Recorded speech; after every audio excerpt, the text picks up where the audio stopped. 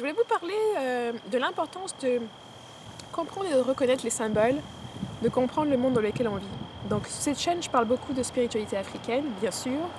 C'est un de mes dadas et c'est un sujet sur lequel je suis très passionnée et que je veux vraiment que ceux qui sont en train de chercher l'information puissent avoir un endroit où ils peuvent la trouver, qu'ils aient des outils, des choses qui vont leur permettre de réfléchir un peu, d'expérimenter et puis de faire des recherches complémentaires sur leur propre chemin.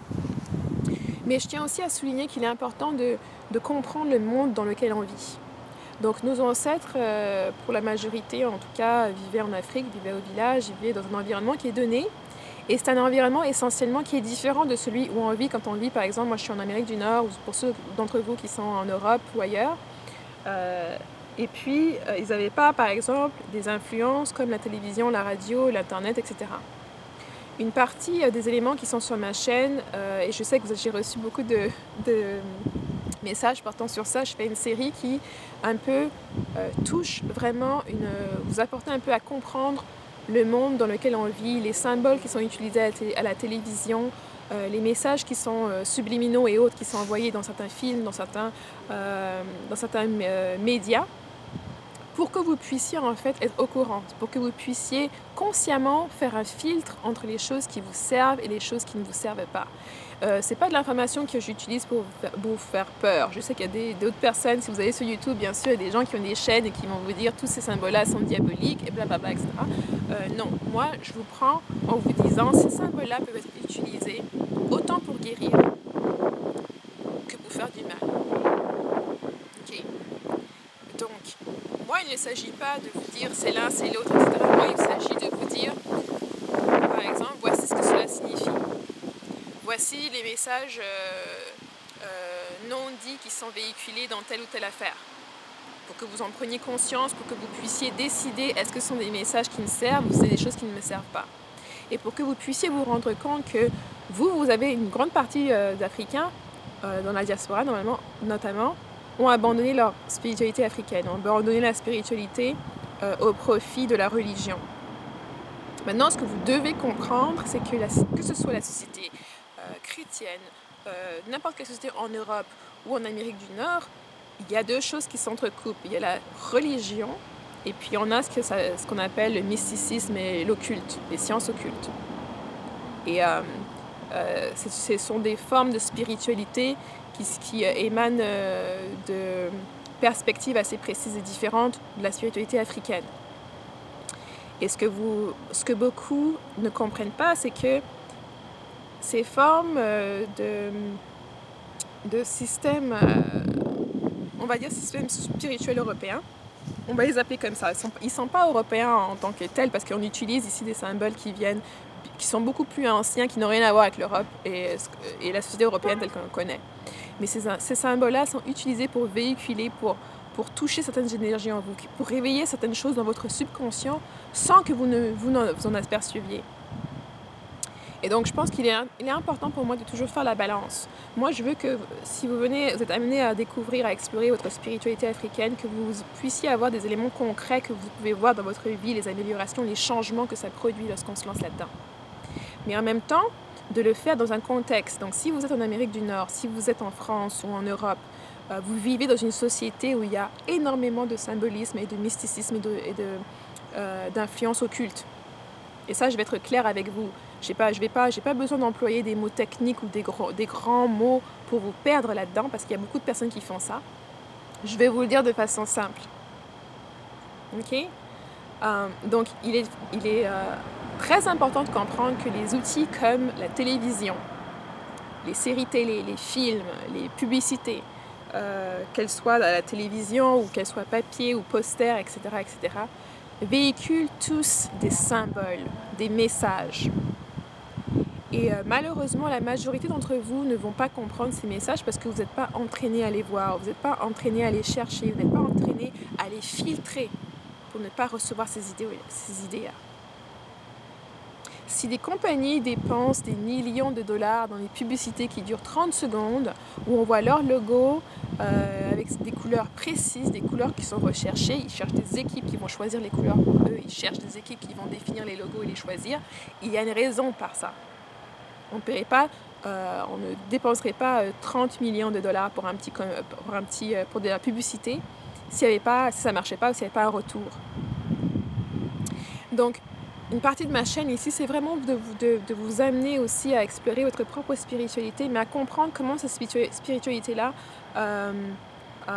doit être utilisée dans un contexte qui est différent, dans un environnement qui est différent. Donc, ça passe à vous-même à comprendre l'environnement où vous êtes, les symboles qui sont utilisés entre vous. Et il n'y a aucune... je voudrais que vous évitiez de tomber dans la peur ou d'éviter de tomber dans le mysticisme complet et total, parce qu'un travail que j'essaie de faire, c'est vraiment de démystifier les choses pour que vous puissiez justement ouvrir vos yeux, les voir telles quelles, et décider, comprendre que vous avez un pouvoir de décision. Vous êtes venu ici avec le pouvoir de décider certaines choses, de pouvoir décider si vous voulez rester dans la culture où vous êtes ou en adopter une autre. Le pouvoir de décider si vous voulez vous lever demain ou pas vous lever, si vous voulez finir par être renvoyé de votre travail ou pas, si vous voulez créer une compagnie, si vous voulez commencer à regarder, à explorer les idées que vous avez, à les monétiser, si vous voulez choisir le style de vie que vous voulez vivre, créer des opportunités pour vous-même ou dépendre de quelqu'un d'autre, que quelqu'un d'autre crée ces opportunités-là pour vous. Et dans tout ce processus-là, au fondement de tout ça, il doit y avoir la responsabilité personnelle. Vous devez comprendre que votre vie dépend de vous-même. Ne dépend pas de vos parents, ne dépend pas de vos amis, même pas de votre conjoint, même pas de vos enfants. Vous devez avoir ce feu intérieur de vous dire que vous voulez vivre, vous aimez cette vie, vous voulez... Si vous n'aimez pas votre vie, vous êtes prêt à mettre le travail, à transformer, à prendre les étapes qui vont vous amener là où vous voulez aller. Et ça, dans cela, pour ne pas avoir de frustration, il est important de comprendre l'environnement dans lequel on vit, de comprendre les éléments qui nous entourent. Comme ça vous évitera de faire certaines erreurs. Et notamment, encore mieux, lorsqu'on peut apprendre de quelqu'un d'autre qui a déjà fait certaines erreurs, ça nous permet de les éviter et de naviguer beaucoup plus vite. Donc, je tenais aussi à souligner que moi, je vois beaucoup de personnes qui sont trop influençables. Et ça rejoint les discussions sur l'ego. Donc, je vais profiter de cette vidéo, je vais voir combien de temps. Oui, je vais profiter de cette vidéo pour vous parler un peu du rôle de l'ego, de ce que la psychologie européenne réfère à l'ego. Et qu'on vous dit souvent, il faut tuer votre ego.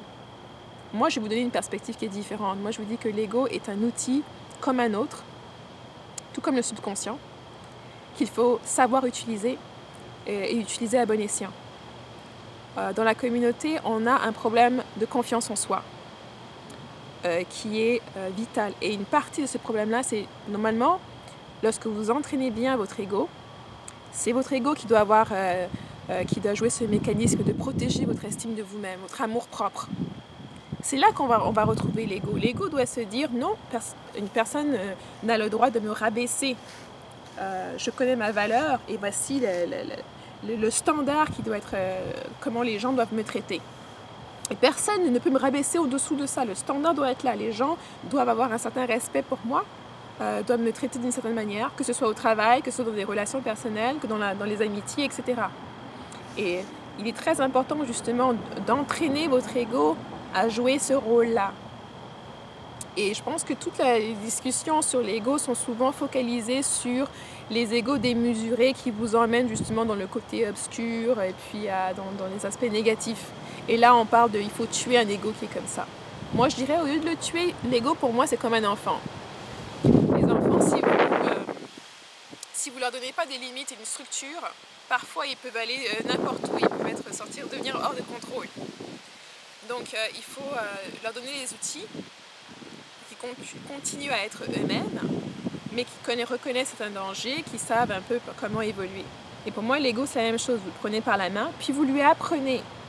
Vous voulez lui montrer là où il doit agir. Donc l'ego, on peut l'utiliser justement pour avoir des idées très vivaces lorsqu'on est physiquement en danger, pour pouvoir avoir ce vif qui va nous donner une inspiration, qui va nous amener à sortir de cette situation-là.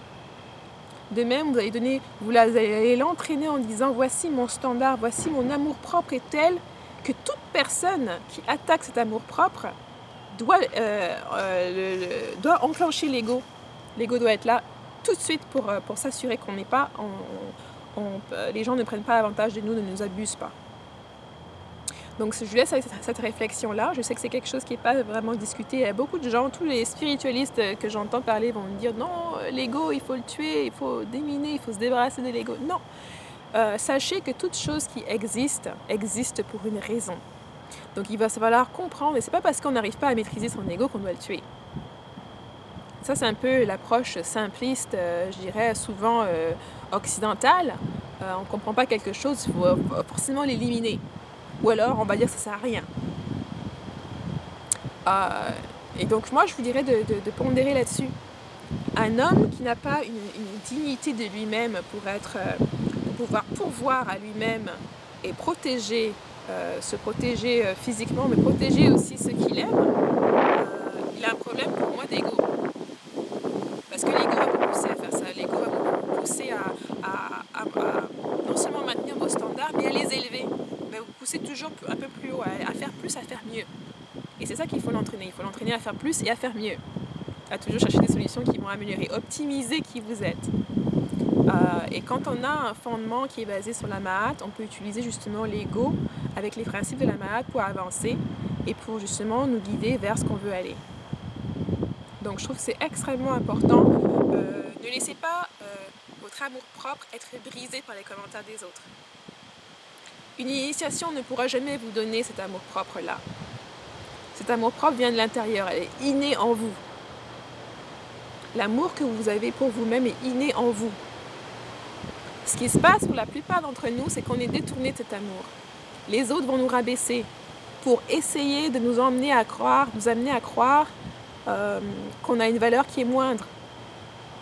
Mais ils ne peuvent pas toucher cette valeur-là. C'est vous qui quelque part, commencez à avaler les bêtises qu'on vous donne. Et quand votre ego n'est pas entraîné, il va suivre ou il va être focalisé sur autre chose. Mais votre confiance en toi, votre amour propre, votre estime de soi est extrêmement, extrêmement importante. Et je pense que quand on fait du travail spirituel, on est confronté à un moment ou à un autre à adresser ces problèmes d'estime de soi.